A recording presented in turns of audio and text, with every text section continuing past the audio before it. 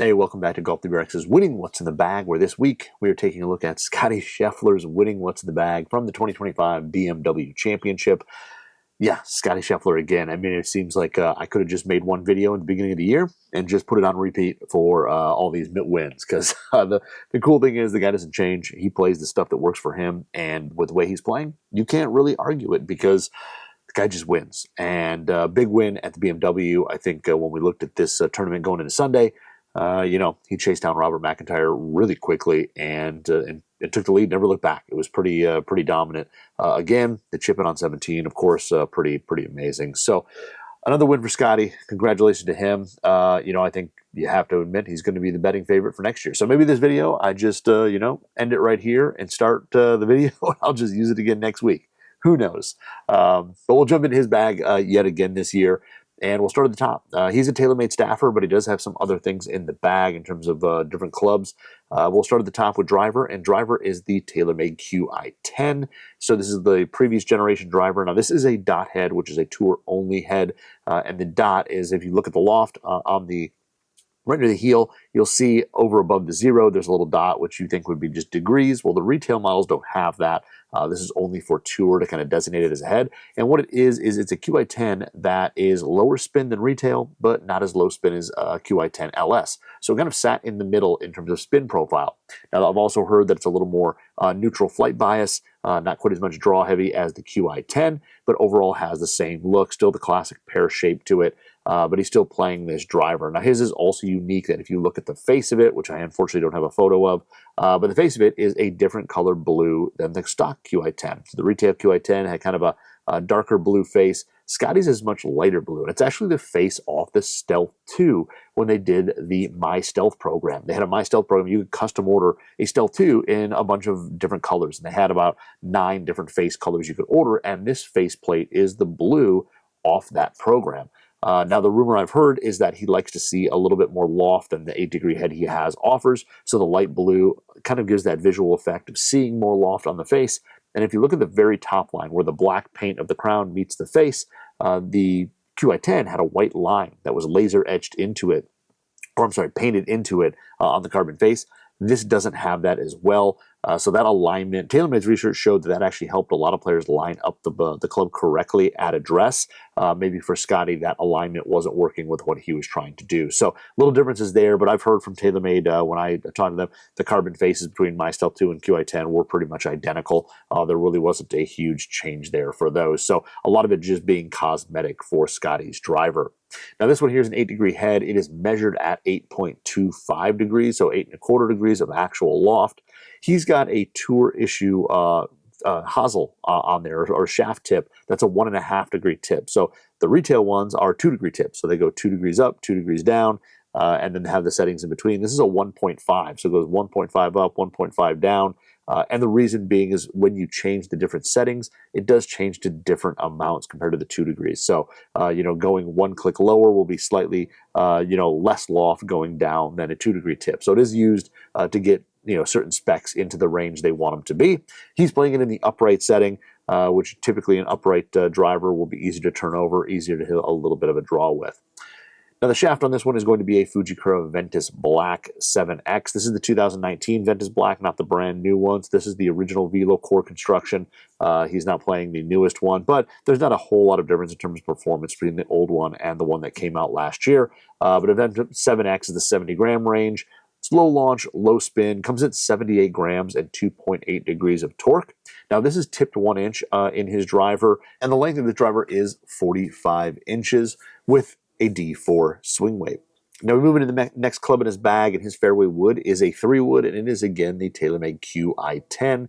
I know everybody reads into this because he's not playing the Qi35, but he has messed with it, but the Qi10 3-wood is still in the bag. It's still kind of that comfort club, and let's be honest, 3-wood is probably one of the hardest clubs to replace in your bag, because when you find one that works, it sticks with you. It's hard to find another one that works. So this is the 15-degree head. It's actually digitally measured at 14.75 degrees. It has the bonded Hosel, traditional look to it, gloss black top, titanium face, or a steel face, but all bonded construction. Typically a bonded construction over the adjustable Hosel. You're saving a few grams of weight that they can then use in the head somewhere else.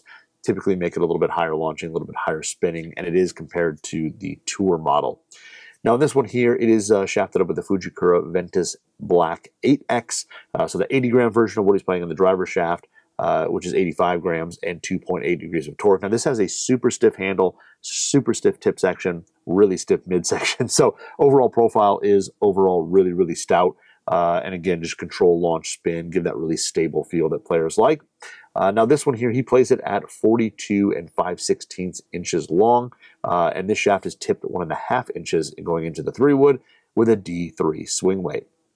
Now, moving to irons, and here's where he starts to get some stuff that's a little bit different. The first irons in his bag. Now, the first one is a 3-iron. Now, this actually fluctuates. He's been playing a little bit of the QI35 7-wood or this Srixon ZU85 3-iron or 3 utility. Those two kind of go in and out depending on, I think, course conditions and what he's trying to do. Because the past, of course, the Open Championship, he had the 3-iron in the bag.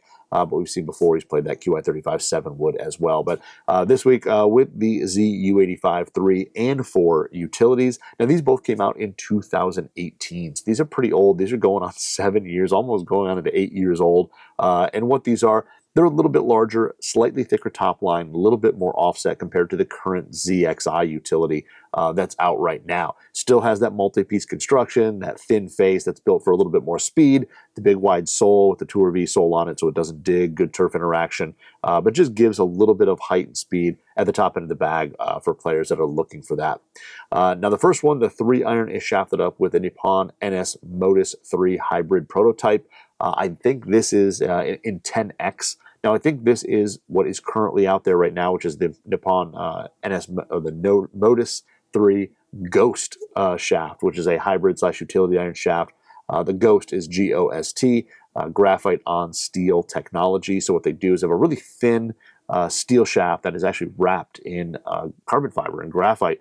And basically what they try to do is get the best of both worlds out of it. And you're trying to get the flexibility and the lightweight of the graphite with the consistency and accuracy of steel. So they mix those two together. It's kind of a mid to mid-low launching shaft. And it comes in at the Tour X level, which is probably something similar to what he has. It comes in about 112 grams and 2.3 degrees of torque, but a really great option in the hybrid there.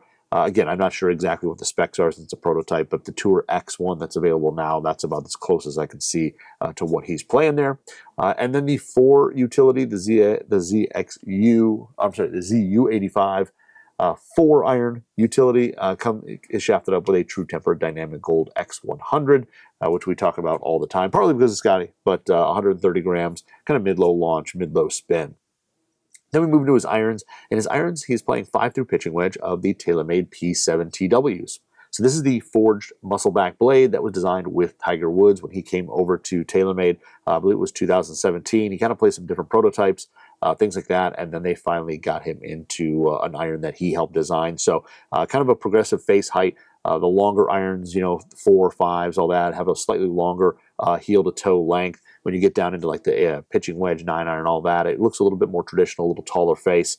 They have the milled grind sole, so every sole has been actually CNC milled, so they're identical. So from set to set, you're not going to have any variations in bounce angles or shaping or anything like that. And I believe some of the irons actually have a little tungsten plug right behind the dead center of the club head to get the swing weight and everything correct. It's not interchangeable; it's kind of built in there, but also move more mass right behind the sweet spot, so it has a little more solid and softer feel. Now he plays 5-through pitching wedge, and these are shafted up with True Temper Dynamic Gold X100. So again, 130 grams, kind of mid-low launch, mid-low spin. And he plays these at a 1/4 inch long and 1 degree upright for the whole set. Then we move into wedges, and wedges are going to be the Titleist Vokey SM8s. So yes, 2 generations ago, SM8. To me, I think Scottie's playing this because it seems like when you look at the Srixons, and even the little bit of Tiger blades, they have a little bit of offset to them. I think Scottie likes seeing a little bit of offset in his irons. This SM8s to me are kind of SM10s with a little bit of offset. To me, the center of gravities are very similar. I think the 9 of the center of gravity got pushed really far away from the face, like in front of it. But the 8s and the 10s, I think, play very similar, just a little different look. So the SM8, a little more offset. I think he may like that. And the first one is a 50.12F. So the full sole high bounce version of the gap wedge. They make a 50.08F as well, but the 12 is the higher bounce version. A little better turf interaction for steeper players or players who play in a little bit softer conditions. Full sole, gets through the turf well, doesn't dig, and he plays this one 1 degree weak at 51 degrees. Then for his 56 degree, he is playing a 56.14 F grind. So another F grind there, fuller sole. Now great playing out of the bunker if you use your sand wedge out of the bunker. That full sole's got a lot of float, definitely a lot of bounce to it, especially when you open it. But playing it square allows you to kind of, again, have really great turf interaction. Typically, with the wedges, you get a little bit more steep. You're hitting down on the ball a little bit more. That sole's going to kind of get through the turf with a shallower divot, get through quickly. And a player like Scottie's still going to be able to open the face without that worrying about that leading edge coming off the ground too much. It's still going to be fairly versatile for him. And this one here is bent 1 degree strong as well, playing 55 degrees. So the last wedge in his bag is going to be a Titleist Vokey design WedgeWorks 60.06 K grind. So this is the low bounce K, as it is well known, and it's a kind of unique wedge that's kind of gaining a lot of popularity. We're seeing it on tour a little bit more. But basically, it's a wider sole, but it's low bounce. So when you play it square, it's very low bounce. The leading edge stays down. You can hit it off tight lies, hit different types of shots. If you open the face, that wide sole adds some bounce out of the bunker and things like that. It's got a little bit more float. And then also, even out of the rough, things like that, when you're opening the face, it just plays with more bounce. So a player like Scottie who's going to manipulate the face a little bit to hit different shots, it's going to allow him to do that and offer different kind of playing scenarios when he either opens or plays it square. So low bounce K is something that it started out as a regular K grind, which was like a 14-degree bounce, and Vokey kind of labeled that as like the bunker club. Super easy out of the bunker. But we're seeing a lot of people play this low bounce version of it because it is a little bit more versatile. Now, all three of these are shafted up with True Temper Dynamic Gold Tour Issue S400 shafts. So this is basically the stiff flex, but a little bit heavier. So where the X100 is 130 grams, this is 132 grams, but they are a little bit softer. They're a stiff flex, so for those partial shots, they're going to offer a little bit more feel, a little bit more touch around the greens when you're not swinging it full. Now moving to his putter, and his putter is a TaylorMade Spider Tour X that he's been playing for a long time. Now this is the L neck version or plumber's neck version. So it's got that neck that goes out, makes a little left, full shaft offset on it. But it is pretty standard other than that. They actually just started selling it now at retail. Before it was not something that they sold, but now with Scottie making it so popular, they sell it at retail. But the L neck there, it has the full true path alignment, so the big white line running through, and then it's got a full black sight line that runs on the top length, so very retail looking. It's 3 degrees of loft and 72 degrees of lie angle, and he plays it at 35.5 inches long. The face is the Srixon Pure Roll insert, so pretty much the same one that you get at retail, made out of kind of a rubber that's very similar to a golf ball cover, very durable, but it's got the 45-degree angle Pure Roll inserts or Pure Roll grooves on it to allow that immediate forward topspin, less skidding, less hopping, any of that.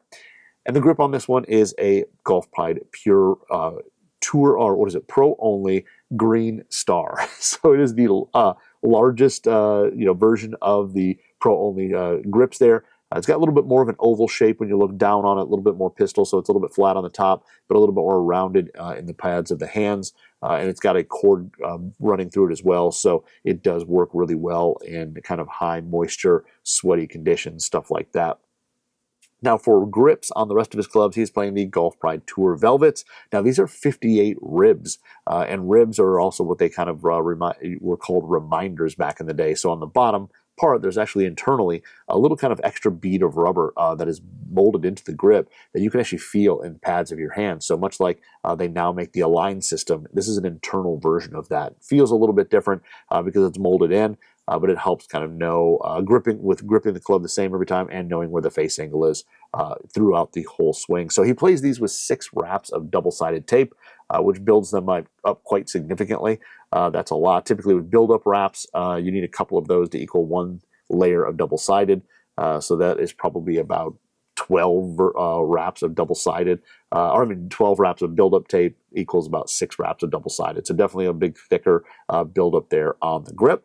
And then for ball, he is playing the Titleist Pro V1. Now, he's playing the 2021 model, not the latest one.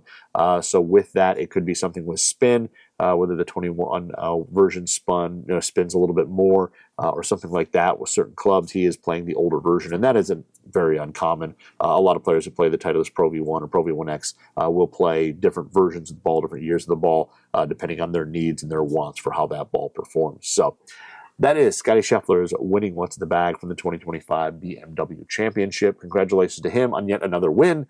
And let's see if he can, finish it off and just win the Tour Championship this week. So check back next week, and we'll jump into the Tour Champions winning what's in the bag.